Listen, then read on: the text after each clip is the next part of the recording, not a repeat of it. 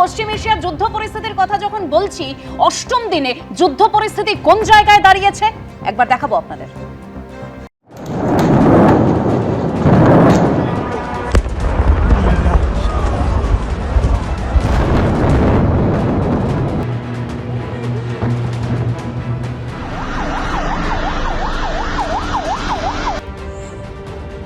এক সপ্তাহ পার, কিন্তু পশ্চিম এশিয়ায় যুদ্ধ থামার কোনো লক্ষণই নেই। তেহরানে এদিনও একের পর এক বিস্ফোরণের ছবি সামনে এসেছে। তেহরানের মেহরাবাদ আন্তর্জাতিক বিমানবন্দরেও প্রবল বোমাবর্ষণের খবর মিলেছে। পাল্টা আমেরিকার আব্রাহাম লিঙ্কন যুদ্ধজাহাজে ক্ষেপণাস্ত্র হামলা চালিয়েছে ইরান। ক্লাস্টার মিসাইল দিয়ে ইসরায়েলের উপর পাল্টা আঘাত হেনেছে তেহরান, যার জেরে তেল আভিভে ব্যাপক ক্ষয়ক্ষতির খবর মিলেছে। ইরানের বিরুদ্ধে আমেরিকা এবং ইসরায়েলের শুরু করা যুদ্ধ পশ্চিম এশিয়ার একাধিক দেশে ছড়িয়ে গেছে। এই পরিস্থিতিতে ইরানের প্রতি রোষ তৈরি হয়েছে ইরানের প্রতিবেশী দেশগুলির মধ্যে। এরই মধ্যে এদিন ক্ষমা চেয়ে নিয়ে শর্ত সাপেক্ষে হামলা বন্ধের ইঙ্গিত দিয়েছেন ইরানের প্রেসিডেন্ট মাসুদ পেজেশকিয়ান। তিনি বলেন, প্রতিবেশী দেশগুলোর সঙ্গে ইরানের কোনো শত্রুতা ও বিদ্বেষ নেই। যা হয়েছে সেই অনাকাঙ্ক্ষিত ঘটনার জন্য আমরা ক্ষমা প্রার্থী। অন্য কোনো দেশ দখল বা আক্রমণ করার কোনো ইচ্ছা ইরান নেই। আমরা প্রতিবেশী দেশগুলোর উপর হামলা চালানো বন্ধ করব যদি না তাদের ভূখণ্ড থেকে আমাদের উপর কোনো আক্রমণ চালানো হয়। অস্থায়ী নেতৃত্ব পরিষদে এই সিদ্ধান্ত হয়েছে। আমেরিকা ইসরায়েলের উপর আরও কড়া, প্রতিবেশীদের প্রতি শর্ত সাপেক্ষে নরম, এই কৌশলই নিতে চাইছে ইরান।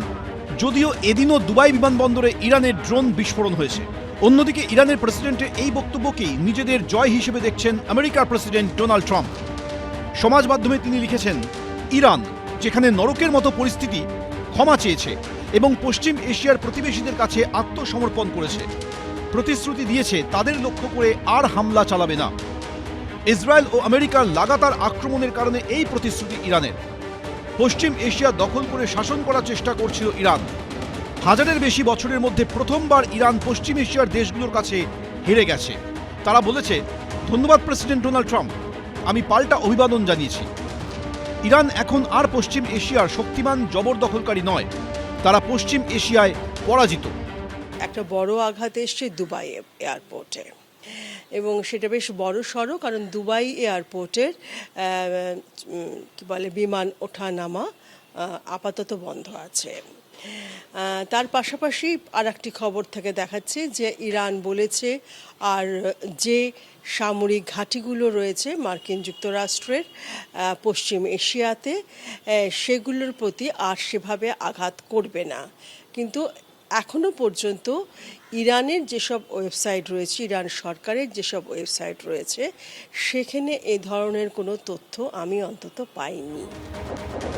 এদিনই জল, স্থল, আকাশে ইরানের প্রতিরক্ষা ব্যবস্থাকে গুঁড়িয়ে দেওয়ার দাবি করছেন আমেরিকার president. Iran were doing very well. Somebody said, how would you score it from 0 to 10? I said, I'd give it a 12 to a 15. Their army is gone. They're just about, look, their navy is gone. Their communications are gone. Their leaders are gone. Their air force is wiped out entirely. Donald Trump যখন এই দাবি করছেন, তখন পশ্চিম এশিয়ার একাধিক দেশে আমেরিকার air defence সিস্টেমে আঘাত আনার দাবি করেছে ইরান। তেহরানের দাবি, জর্ডানে আমেরিকার অতি শক্তিশালী terminal high altitude area defence বা থার্ড রেডার ব্যবস্থাকে মিসাইল হানায় ধ্বংস করে দেওয়া হয়েছে। সূত্রের খবর, ভারতীয় মুদ্রায় এই থার্ড রেডার ব্যবস্থার মূল্য প্রায় 2800 কোটি টাকা। এর আগে কাতারে আমেরিকার শক্তিশালী রেডার সিস্টেম FPS-132কে ধ্বংস করা হয়েছে বলে দাবি করেছিল ইরান। সৌদি আরবের প্রিন্স সুলতান বিমান ঘাঁটিতে ইরানের ব্যালিস্টিক ক্ষেপণাস্ত্র হামলার ভিডিও সামনে এসেছে। সব মিলিয়ে পশ্চিম এশিয়ায় যুদ্ধ নিয়ে উদ্বিগ্ন গোটা বিশ্ব। ঐশী মুখোপাধ্যায় রিপোর্ট, এবিপি আনন্দ। এবারে আমি ব্রিগেডিয়ার দাসের কাছে যাব। ব্রিগেডিয়ার দাস, এই জায়গা কিভাবে দেখছেন, যেখানে একদম ইরান এই যে আমেরিকা ইসরায়েলের যে বন্ধু দেশগুলোর উপর হামলা চালাচ্ছিল, সেখানে ইরান ক্ষমা প্রার্থনা করেছে, ক্ষমা চেয়েছে, সেখানে এবার ট্রাম্প বলছেন যে আত্মসমর্পণ করেছে ইরান।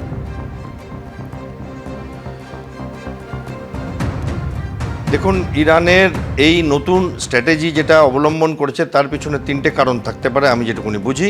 একটা হচ্ছে, ইরান এই দেশগুলোকে অ্যাটাক করছিল, তারা ইউনাইটেড স্টেটসকে বেস দিয়েছে বলে, এবং সেখান থেকে ইরানের ওপর হামলা আসতো বলে, এবং সেখানে তারা চেষ্টা করেছে যতটা পারে এই ইউনাইটেড স্টেটসের বেসগুলোতে অ্যাটাক করতে।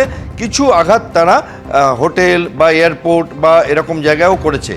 এবার কোথাও একটা বোধহয় এই দেশগুলো ইরানের ওপর তিতিবিরক্ত হয়ে এবং এই আঘাত থেকে বাঁচবার জন্য সংগঠিত হচ্ছিল, এবং ইরান মনে হয় তাদেরও অস্ত্র ভাণ্ডারে কোথাও একটা তলানিতে না এসে যায়, তাই জন্য তারা শক্তিকে ধরে রাখবার জন্য নিজেদের, এবং একটা শিয়া সুন্নির লড়াই না বদলে যায় পুরো ব্যাপারটা, কারণ ইরান আর ইরাক একটা শিয়া দেশ এবং বাকি সবকটি সুন্নি ইসলামের দেশ, সেই জন্য আমার মনে হয় ইরান এই পদক্ষেপটা নিয়েছে।